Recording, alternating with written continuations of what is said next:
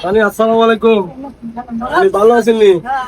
হ্যাঁ হ্যাঁ, স্বামী কি হয়েছে? নানা মারা গেছে। আরে তো এখন আপনি একা থাকেন এখানে? কেউ নাই? কি বলবো, আসলে দুঃখের কথা। তো আপনি কি করেন? একটু ওষুধ দাবাই খাইতেন না, আমি আড়ি উড়ি দিকে একটু কাটা গায়ে আনিয়ে মানে বোতল টোতল খুঁজেন? বোতল টোতল বুঝতে মানে বোতল টোতল খুঁজে এগুলা দিয়ে মানে কোন রকম চলেন? আরে জীবন দেখছেন বন্ধুরা, মানুষের জীবন কত কষ্টদায়ক। হ্যাঁ, এই নানির বর্তমানে কেউ নাই।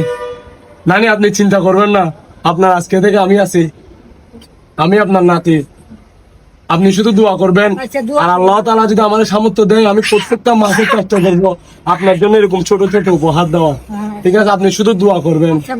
তো বন্ধুরা, এই নানির কেউ নাই বর্তমানে। নানা ছিল, নানা মারা গেছে। তো এই নানি কোন রকম মানে বোতল টোতল খুঁজে এই বাসায় থাকে, কোন রকম পেট চালায়।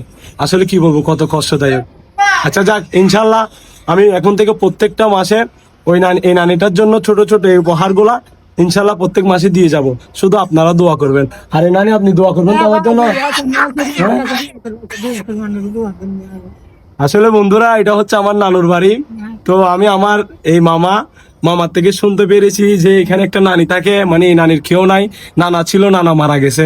তো শোনার পর আসলে খারাপ লাগছে জিনিসটা। নানি নাকি বোতল খুঁজে খুঁজে কোন রকম ওষুধ খরচ চালাই, এই তারপরে নিজের পেট চালাই, এরকম আর কি। আর বাসাটা দেখেন না, ঘরটা দেখাতো,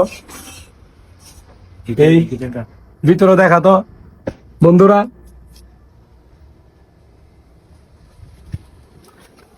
তো বন্ধুরা, আপনারা এটা মানে যেটাই ভাবেন না কেন, আমি এই সিএনজি আলার ছেলে, সামর্থ্য অনুযায়ী সামর্থ্যের মধ্যে কিছু ছোট ছোট উপহার এনেছি।